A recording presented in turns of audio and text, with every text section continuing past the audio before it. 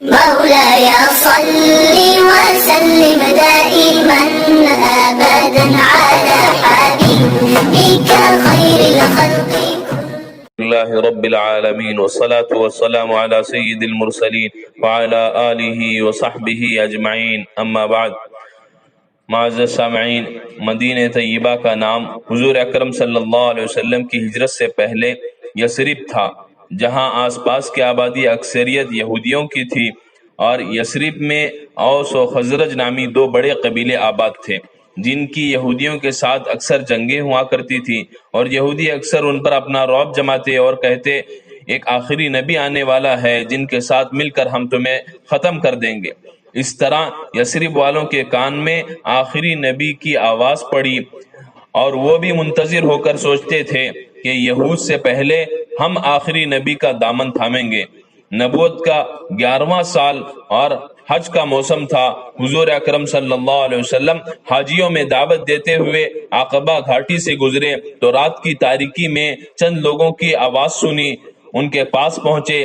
یہ یثرب کے 6 آدمی تھے جن کو حضور اکرم صلی اللہ علیہ وسلم نے اسلام کی دعوت دی، اور اسی وقت وہ مسلمان ہوئے اور سچے داعی بن کر لوٹے، جن کی محنت سے پھر یثرب میں حضور اکرم صلی اللہ علیہ وسلم کا ذکر مسلسل شروع ہوا۔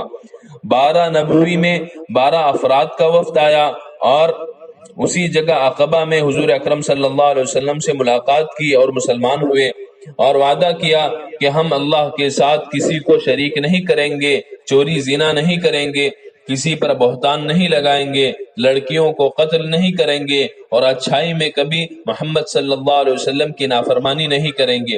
یہ پہلی بیعت عقبہ کہلائی، اور ان کے ساتھ حضور اکرم صلی اللہ علیہ وسلم نے مصعب بن عمیر رضی اللہ عنہ کو داعی بنا کر بھیجا، جن کی دعوت سے سرداروں سمیت بہت سے لوگوں نے اسلام قبول کیا۔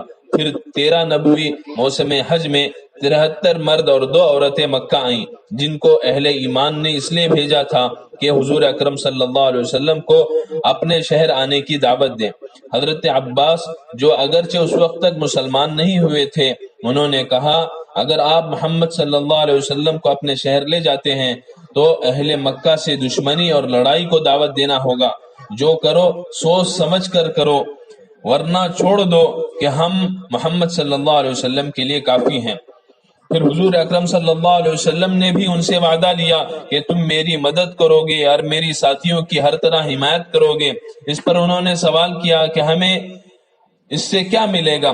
تو فرمایا اللہ کی رضا اور جنت ملے گی۔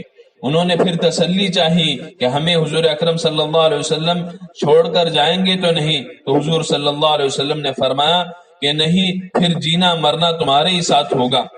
حضور اکرم صلی اللہ علیہ وسلم نے ان میں 12 لوگوں کو نقیب یعنی اپنا نائب اور ذمہ دار بنایا۔ اس طرح یہ دوسری بیعت عقبہ کے بعد حضور اکرم صلی اللہ علیہ وسلم نے مظلوم مسلمانوں کو یثرب ہجرت کرنے کی اجازت دی، اور ہجرت کرنے والوں کو پھر دشمنوں سے سخت تکالیف اٹھانی پڑی۔ مکہ اور طائف قریب تھا، منکر بن کر دور ہو گئے، اور یثرب دور تھا، حق کو گلے سے لگایا تو قریب بن گئے۔ دوستو، پہلی بیعت عقبہ میں جن پر بیعت کی گئی، اور آج بھی اگر امت محمدیہ ان باتوں کو گرہ سے باندھ لے اور اس پیغام عمل کو زندگی میں نافذ کر لے تو معاشرے کی اصلاح کے لیے وہ بہت کافی ہو جائیں۔ اللہ تعالی ہمیں اس کی توفیق نصیب فرمائے، آمین۔ وآخر دعوانا ان الحمد للہ رب العالمین۔